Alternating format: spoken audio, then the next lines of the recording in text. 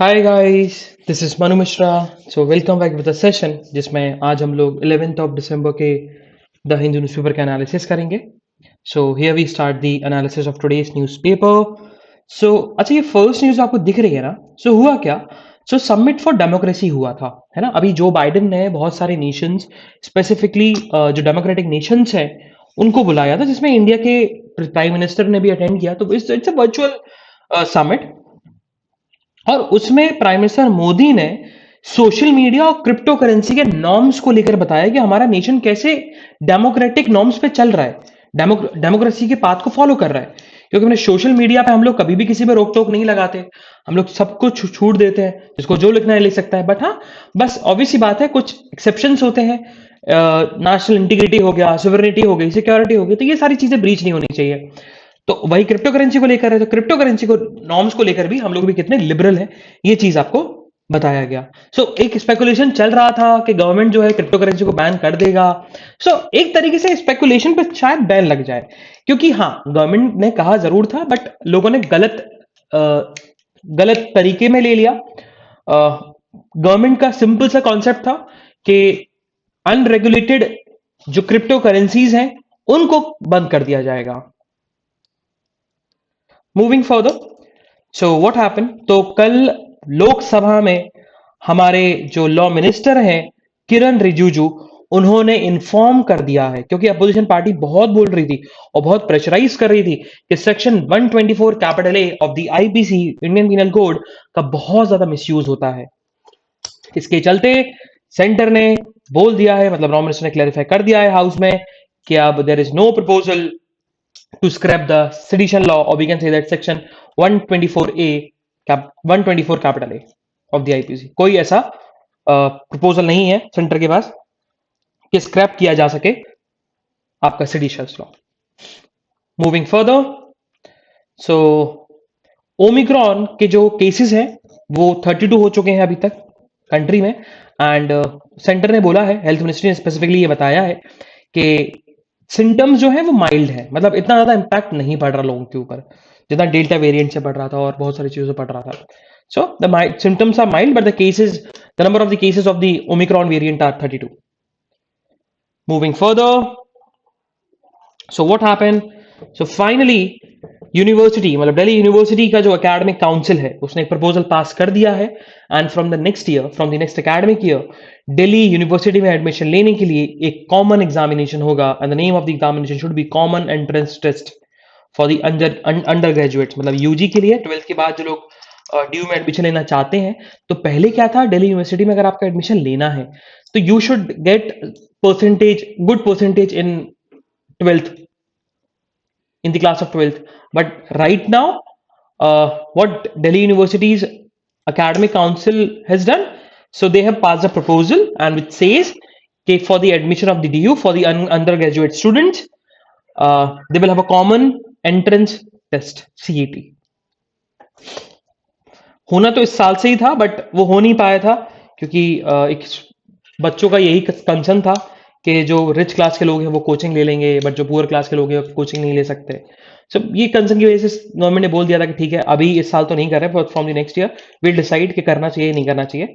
But university के जो academic council है, 16 मेंबर्स की काउंसिल बनी थी, उन्होंने बोल दिया है कि we are ready and will do the CET from the next year, from the next admission process.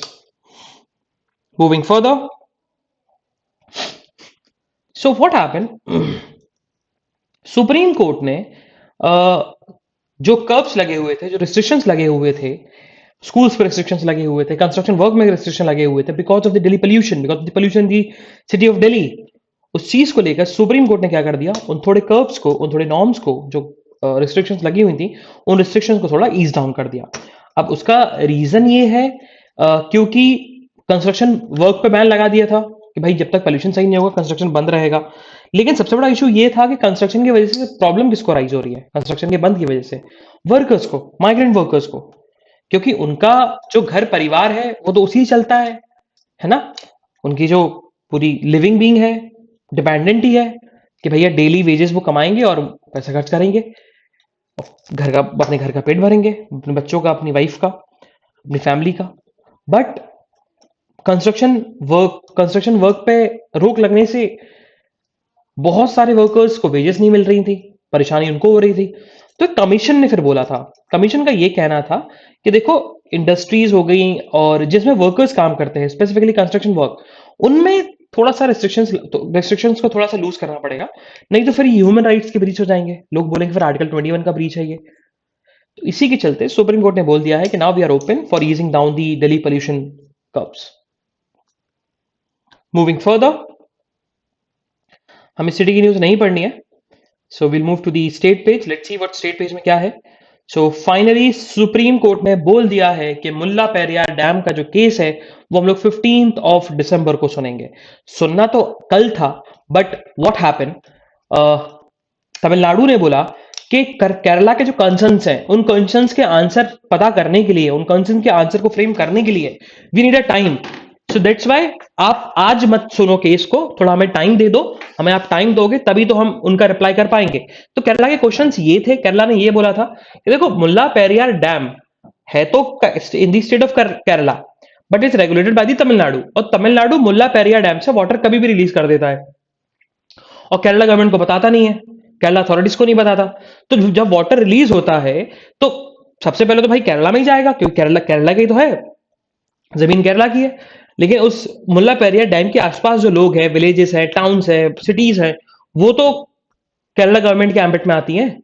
उनका वेलफेयर हो गया, उनकी सेफगार्ड हो गई, ये सारी चीजें तो केरला गवर्नमेंट देखेगी। तो केरला गवर्नमेंट ने बोला कि वाटर रिलीज कर देते हैं, परेशानी लोगों को हो जाती है, उनकी प्रॉपर्टी डैमेज होती है, उनकी लाइफ डेंजर में चली जाती है, क्योंकि वाटर लेवल बढ़ जाता है, उनको पता नहीं होता। अगर हमारी स्टेट करती, हमारी गवर्नमेंट करती, तो हम पहले ही से अपने लोगों को, जनता को अवेयर करते हैं कि भैया रिलीज होने वाला है वाटर, आपके पास 2 दिन का टाइम है, 1 दिन का टाइम है, या इतने घंटे का टाइम है, हम आपको टाइम दे रहे हैं, आप इवैक्यूएट कर दो उस जगह को। तो उन्होंने बोला, केरला गवर्नमेंट ने रखा था, रिकमेंडेशन रखी थी कि भैया कि दोनों स्टेट्स रिप्रेजेंटेशन लेके आए, एक टेक्निकल कमेटी बनाए, और वो टेक्निकल कमेटी ही डिसाइड करेगी कब वाटर रिलीज करना है ना, और लोगों को बताने के बाद वाटर रिलीज किया जाए, ऐसे ना किया जाए वाटर रिलीज, ये चीज बोली। देन केरला का एक और कंसर्न था कि भाई आप डैम की सेफ्टी तो करो, डैम को आप सेफ्टी करिए। फिर तमिलनाडु ने बोला कि उसके लिए आपको ट्रीज को कट डाउन करवाना पड़ेगा। तो केरला गवर्नमेंट ने बोल दिया भाई हम क्यों करवाएं ट्रीज को कट डाउन, आपका डैम आप कैसे भी करिए, लेकिन आप हमारी जमीन को टच नहीं करेंगे, हमारे फॉरेस्ट को आप टच नहीं करेंगे। तो ये कंसर्न्स हैं। तो तमिलनाडु गवर्नमेंट का फिर यही है, उन्होंने बोला कि हमें थोड़ा सा टाइम चाहिए इन क्वेश्चंस के आंसर को फ्रेम करने के लिए, इनके कंसर्न्स के रिप्लाई करने के लिए, ठीक है। तो सुप्रीम कोर्ट ने बोला है ठीक है, हम आपकी बात समझते हैं, बात मानते हैं। तो 15th of December they have decided a date to hear the Mulla Periyar Dam issue between the state of Tamil Nadu and Kerala. Moving further, so we move to the editorial page. Let's see what editorial page talks about. So देखो, अब ये जो पहला editorial है ना, ये goods and services tax से related है, एज एन अनफिनिश्ड एजेंडा। तो ऑथर ना इस चीज में ये बताना चाहते हैं कि जीएसटी जो है वो एक तरीके से देखा जाए तो जो उसका पर्पस था वो फुलफिल नहीं हो पाया, है ना। उनके कंसर्न्स बताए, पॉइंट ऑफ कंसर्न जो है जीएसटी रिलेटेड वो बताया। लेकिन उनको समझने के लिए पहले हमें ये समझना होगा भाई जीएसटी है क्या, कैसे आया, जीएसटी कैसे वर्क करता है, जीएसटी क्या बेनिफिट है। जब तक हमें बेनिफिट नहीं बताओगे ना, तब तक हम उनके लूपहोल से निकाल सकते हैं। जब तक जीएसटी के बारे में पता नहीं होगा तो हम उनके बेनिफिट नहीं निकाल सकते। तो पहले अपन थोड़ा समझ लेते हैं कि जीएसटी है क्या। तो सुनना ध्यान ध्यान से। देखो, जब हम जीएसटी की बात करते हैं, गुड्स एंड सर्विसेज टैक्स की बात करते हैं, वेट फॉर अ मिनट, या सो हम जीएसटी की बात करते हैं। सो जीएसटी जो है देखा जाए तो it's a goods and services tax and it's a value added tax. मतलब जो वैल्यू होती है उसके वैल्यू के ऊपर टैक्स लगाया जाता है ना, जो अमाउंट लगाया जाता है उसी को हम जीएसटी बोलते हैं। और ये देखा जाए तो ये गुड्स एंड सर्विसेज जो कि डोमेस्टिक कंजम्पशन में यूज की जाती हैं, उन प्रोडक्ट्स पे, उन कंजम्पशंस पे ये टैक्स लगता है। एंड जीएसटी कौन पे करता है, कंज्यूमर्स पे करते हैं। कहां जाता है, गवर्नमेंट के पास जाता है, ठीक है। अब कुछ जीएसटी के मेन फीचर्स भी हैं, जैसे कि पहले क्या था, पहले जो टैक्सेशन सिस्टम था जीएसटी के पहले, तो पहले हर साइड पर जो भी साइड खरीद रहा है, सप्लाई भी कर रहा है, जो खरीद रहा है, जो सप्लाई भी कर रहा है, उन दोनों को टैक्स देना पड़ता था। तो डबल टैक्सेशन हो जाता था। तो इस डबल टैक्सेशन को एलिमिनेट करने के लिए गवर्नमेंट ने क्या बोला, गवर्नमेंट ने बोला देखो जीएसटी जो है ना सिर्फ सप्लाई साइड पे लगेगा, जो पर्सन सप्लाई करेगा वही टैक्स लगेगा, वही टैक्स देगा, है ना, वो टैक्स देने वाला है।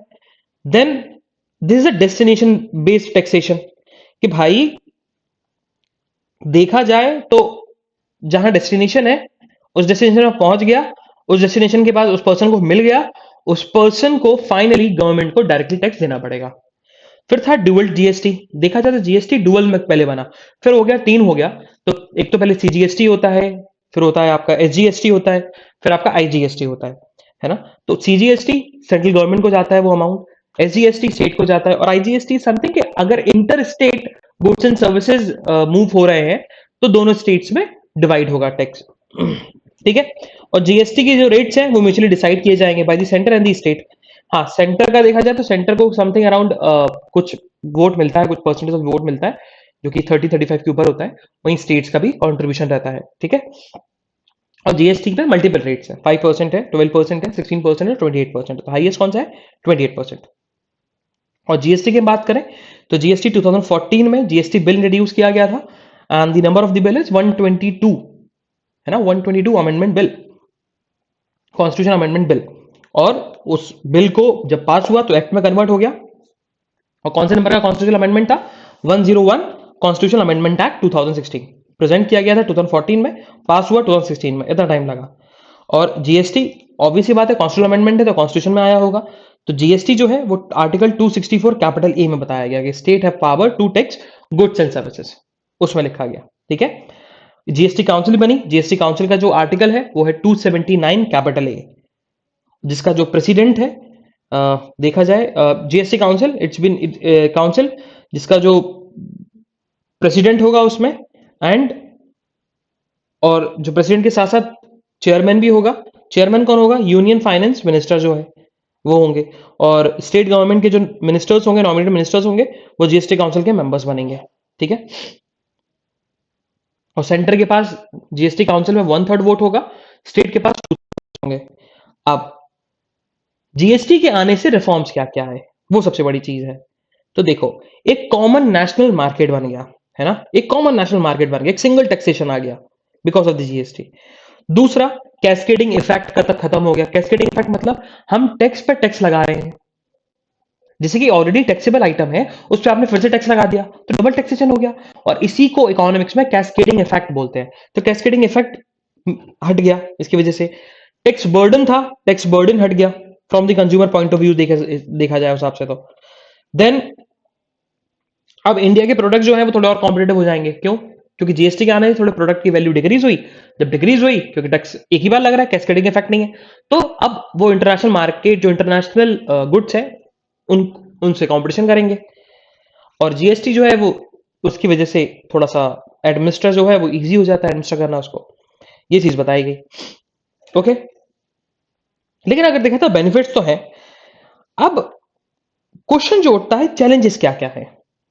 अब क्वेश्चन ये है, अब चैलेंजेस ये है कि सीजीएसटी और एसजीएसटी के जो इनपुट क्रेडिट है उनको हम सही तरीके से यूटिलाइज नहीं कर पाते। जो भी पैसा अमाउंट मिलता है उसको सही तरीके से यूटिलाइज नहीं हो पाता वो पैसा सीजीएसटी और आईजीएसटी में। और जो ऑथर ने यहां पर कंसर्न बताया आईजीएसटी को लेकर, अब जैसे आईजीएसटी उन्होंने बोला inter governmental inter state government goods and services tax. अब आईजीएसटी क्या है? अब आईजीएसटी हमने पहले ही पढ़ा था कि भाई जो मैन्युफैक्चरिंग स्टेट्स है ना, उसको टैक्स देना पड़ता था। अब क्या है? अब मैन्युफैक्चरिंग स्टेट्स, सॉरी पहले क्या था, मैन्युफैक्चरिंग स्टेट्स को टैक्स देना नहीं पड़ता था, जो फाइनल प्रोडक्ट बनाता था वही टैक्स देता था। अब क्या है? मैन्युफैक्चरिंग स्टेट्स को टैक्स देना पड़ता है। तो भाई जिस कंट्री से मैन्युफैक्चरिंग गुड ट्रेवल करेगा तो उसको तो लॉस हो रहा है, उसका तो लॉस ऑफ रेवेन्यू है, जो कि यहां समझाया गया।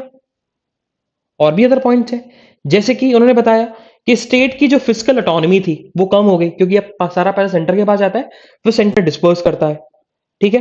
फिर देखा जाए जीएसटी के आने से एडिशनल सेस लगने लगे गवर्नमेंट को, जब भी पैसे की जरूरत पड़ती तो अब टैक्सेशन तो एक सिंगल टैक्सेशन कर दिया, एक और टैक्स लगा नहीं सकती तो बस सेस लगाती है।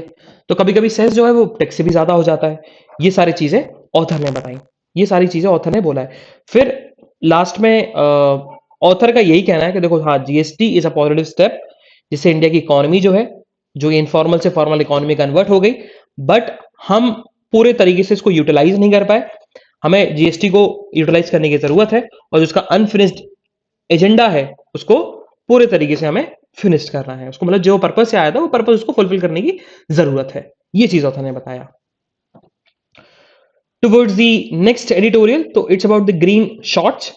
तो अच्छा, ये एडिटोरियल जो है ना वो ये लिखा गया कि अभी हुआ क्या, गवर्नमेंट की फेलियर हो गई, गवर्नमेंट जो है वो डिफीट हो गया, और फार्मर्स ग्रुप जो है दे वॉन, क्योंकि finally after 1.5 year overall finally government को हार माननी पड़ी और 3 फार्म लॉस को रिपील करवाना पड़ा। लेकिन ऑथर का यह कहना है कि 1.5 साल से फार्मर में, सॉरी, एग्रीकल्चर में कोई रिफॉर्म्स नहीं आए, क्योंकि बातें सिर्फ इन 3 फार्म लॉस की होती है।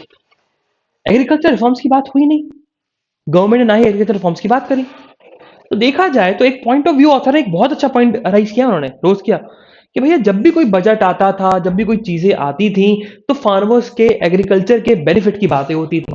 लेकिन इस बार फार्मर्स ने प्रोटेस्ट करना स्टार्ट किया, एग्रीकल्चर में बहुत बड़ा इंपैक्ट पड़ा था, 3 फार्म लॉस आ गए थे, तो सबका मेन फोकस 3 फार्म लॉस पे था, अदर रिफॉर्म्स पे नहीं था, बल्कि और रिफॉर्म्स लाने की जरूरत थी। लेकिन वो आए ही नहीं रिफॉर्म्स। देखा जाए तो ये 1.5 या 2 साल जो रहे, वो एग्रीकल्चर सेक्टर में रिफॉर्म्स आए ही नहीं, ये बताया ऑथर ने। कोशिश करी गवर्नमेंट ने, बट वो आ नहीं पाए। Moving further, read it. थोड़ा सा इसमें पॉलिटिक्स भी है, बट पॉलिटिक्स को थोड़ा स्किप करना, और जो तुम्हारे एग्जामिनेशन पर्सपेक्टिव जरा इंपॉर्टेंट लगे उसको पढ़ना, जैसे एमएसपी, ये सारी चीजें। Moving further, so again on the national news, so what happened. So कल जो था, कल ह्यूमन राइट्स डे था, है ना, कल की डेट याद रखना। सो yesterday was the human right day, ठीक है। एंड ह्यूमन राइट डे के दिन प्रेसिडेंट ने क्लाइमेट जस्टिस को लेकर डिबेट करी है। उन्होंने बोला कि we should call for debate on the right to climate justice.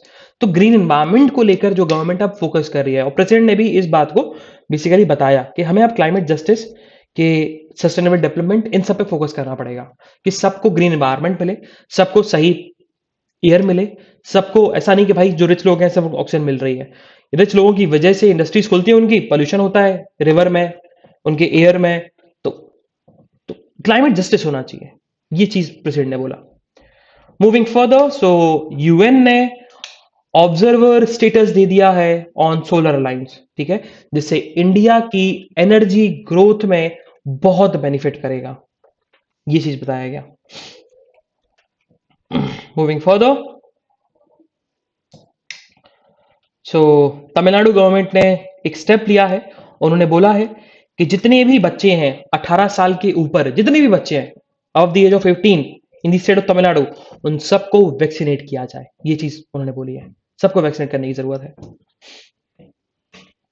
Moving further, so what happened, the news from the supreme court. So what happened, supreme court के पास हमेशा एक बहुत ज्यादा केसेस जाते रहते थे, और वो केसेस ये थे, कोई भी जर्नलिस्ट जाता था, कोई भी आईटी एक्टिविस्ट जाता था सुप्रीम कोर्ट पिटीशन लेके कि भैया मेरा तो मेरा तो फंडामेंटल राइट ब्रीच हो गया। क्यों? क्योंकि मेरा डिफरेंट पॉलिटिकल ओपिनियन है, स्टेट जो है मेरे ऊपर फोर्स डालती है। तो वही चीज सुप्रीम कोर्ट ने बोला कि बहुत सारे नंबर ऑफ केसेस आ रहे हैं, और ये नंबर ऑफ केसेस को हमें डिक्रीज करना पड़ेगा, और इसके लिए हम स्टेट्स को अर्ज करते हैं, स्टेट गवर्नमेंट को अर्ज करते हैं कि भाई जिसका अगर कोई डिफरेंट पॉलिटिकल ओपिनियन है तो उस पर फोर्स यूज ना किया जाए, उसको डराया धमकाना जाए, उसके फंडामेंटल राइट्स ना ब्रीच किए जाए। भाई इंडिया है, India is a democratic nation, उन सब में हर किसी के डिफरेंट पॉलिटिकल ओपिनियन हो सकता है, तो आप फोर्स यूज कर मत करिए। ये चीज सुप्रीम कोर्ट ने सारे स्टेट्स को अर्ज करी। और एक चीज उन्होंने यही बोला कि भाई जो चीज ऑलरेडी पब्लिक है उस पर जर्नलिस्ट जो बोलना चाहे बोल सकते हैं, आप उन पर रिस्ट्रिक्शन नहीं लगा सकते। सो कल बेसिकली पार्लियामेंट्री कमेटी ने गवर्नमेंट को बताया कि बेटी बचाओ का जो 80% फंड है वो मीडिया कैंपेन्स में स्पेंड किया गया। मतलब अगर 100 रुपए बेटी बचाओ वाले स्कीम को दिए गए थे, उसमें से 80 रुपए तो कैंपेनिंग में लगा दिए, एडवर्टीजमेंट पे लगा दिए। देखा जाए तो मीडिया कैंपेनिंग इन सारी चीजों में जरूरत है, बिल्कुल जरूरत है, लेकिन हमें और भी चीजों वर्क करना पड़ेगा, ठीक है। मीडिया कैंपेनिंग से कुछ होने वाला नहीं है। हमें बेसिकली सेमिनार्स करने पड़ेंगे, हमें लोगों को समझाना पड़ेगा, हमें लोगों को एजुकेट करना पड़ेगा, हमें विमेन एजुकेशन पे वर्क करना पड़ेगा, हमें विमेन एम्पावरमेंट पे वर्क करना पड़ेगा, हमें लोगों को फाइनेंशियली स्टेबल करना पड़ेगा, कि वो ताकि वुमेन्स को, गर्ल्स को बर्डन ना समझे। तो वही पार्लियामेंट्री कमेटी ने गवर्नमेंट को बोला है कि अपनी स्ट्रेटेजी, गवर्नमेंट को अपनी स्ट्रेटेजी को थोड़ा चेंज करना पड़ेगा इस स्कीम के लिए। मूविंग फर्दर, सो हेल्थ एक्सपर्ट्स का कहना है कि इंडिया में कोविड 19 के केसेस शायद नेक्स्ट ईयर से बढ़ जाएं। ये चीज एक्सपर्ट्स का कहना है। And because of the new variants emerging from the आपका कोविड 19, ओमिक्रॉन आ गया। ओमिक्रॉन हो सकता है कि एफिशिएंसी बढ़ा दे अपनी, और जो एंटीबॉडीज है उनको वेट करना भी स्टार्ट कर दे। मूविंग फर्दर, सो एक इंडियन बॉर्न आर्किटेक्ट बालकृष्णा दोषी, उनको रॉयल गोल्ड मेडल 2020 का अवार्ड दिया गया। ये जरूर लिख लेना।